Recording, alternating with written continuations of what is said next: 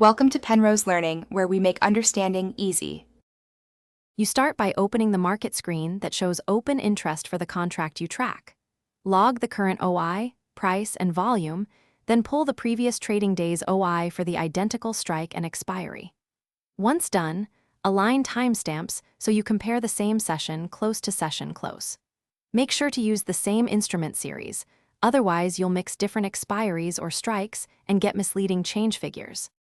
Now compute change in open interest. Current OI minus previous OI gives you delta OI. You should then compare that delta OI with the price move during the same interval. If OI rises while price rises, it often signals fresh buying.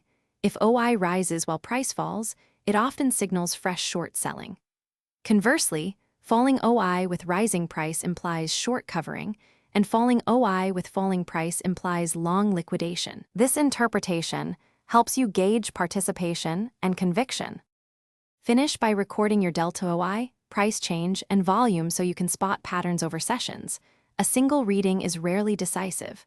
Once recorded, confirm that the data timestamps and contract codes match. Mismatches create false signals.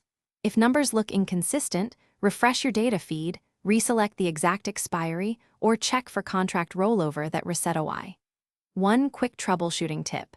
If OI shows 0 or a sudden drop, verify you didn't switch to a different series or an off-market snapshot. Thanks for watching. If this was helpful, leave a like and consider subscribing. See you next time.